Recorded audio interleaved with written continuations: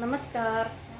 आज दिनांक 15 जून 2021 है और गीता की निर्मल धारा के इस प्रवाह में आज हम 10वां अध्याय प्रारंभ कर रहे हैं। भगवान श्री का उपदेश जारी है और इसमें श्री भगवान आगे देखते हैं क्या फरमा रहे हैं। हम श्रवण करते हैं।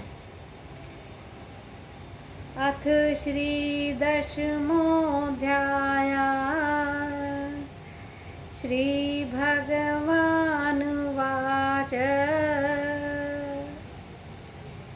भूय एव महाबाहो शृणु मे परमं वचः यत्तेऽहं प्रीयमाणाय वक्ष्यामि हितकामया। भगवान श्री कहते हैं, हे महाबाहो, फिर भी तू मेरे परम उत्तम निरतिशय वस्तु को प्रकाशित करने वाले वाक्य को सुन, यानी मेरे सत्य वाक्य को सुन। मैं तुझसे बिल्कुल तेरे हित की इच्छा के लिए एकदम सत्य बात कहूँगा जिससे तुम प्रसन्न हो जाओगे। आगे कहते हैं कि मैं ऐसा इसलिए कहता हूँ, सो बतलाते हैं। ना मे विदुः सुरगणाः प्रभवं न महर्षयः अहम् आदिर्देवानां महर्षीणां च सर्वशः। ब्रह्मादि देवता मेरी उत्पत्ति को नहीं जानते, क्योंकि देवों और महर्षियों का सब प्रकार से ही मूल कारण मैं हूँ, पर वो इस बात को नहीं जानते। इस बात से वो अनभिज्ञ हैं। आगे भगवान कहते हैं, जो माम अजमन्नादिम च वेत्तिं लोकमहेश्वरम् असम्मूढ़ः समर्थ्येषु सर्वपापै प्रमुच्यते।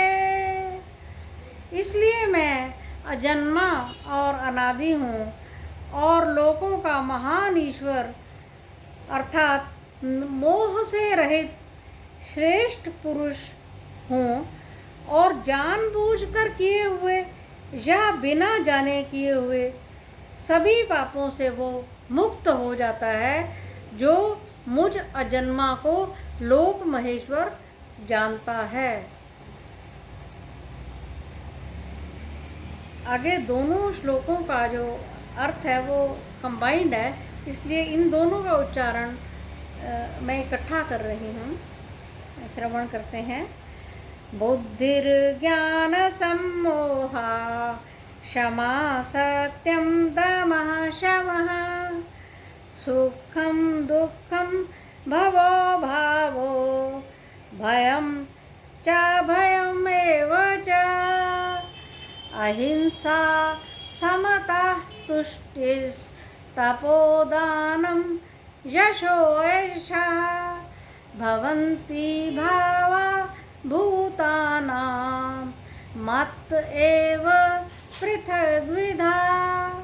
आगे भगवान ऐसा वर्णन करते हैं कि इसलिए मैं इन लोगों का महान ईश्वर हूँ, चाहे वो किन भी गुणों से या अवगुणों से ग्रस्त हैं। कहते हैं, बुद्धि, ज्ञान, सम्मोह यानी जो पूरी तरह से मोह में डूबा हुआ है, क्षमा, सत्य, शम और दम यानी शांति और दमन, सुख और दुख, भव अभव यानी उत्पन्न होना नष्ट होना, भय और अभय,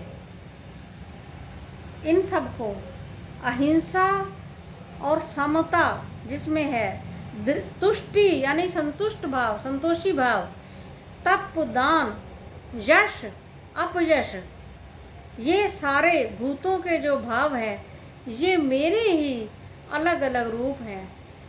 यानी कि जो जिस भी भाव से ग्रस्त है वो है सभी भगवान के रूप और भगवान ने अपनी अपरा प्रकृति के बयान करते हुए ये कहा था कि ये मेरी माया है और इस मेरी माया का पार पाना अत्यंत मुश्किल है।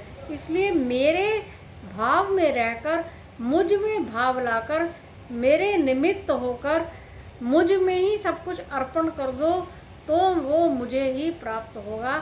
सारांश यही है कि भगवान के प्रति सर्वस्व अर्पण करते हुए, हर कर्तापन के अभिमान को बिल्कुल परित्याग करते हुए, ये सब भगवान के द्वारा ही किया जाने वाला कर्म है और मैं एक निमित्त मात्र होकर कर रहा हूँ।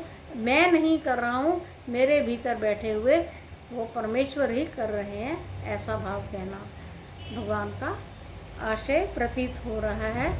जो मेरी छोटी सी समझ में जो मुझे पता चला है, आप सबका धन्यवाद।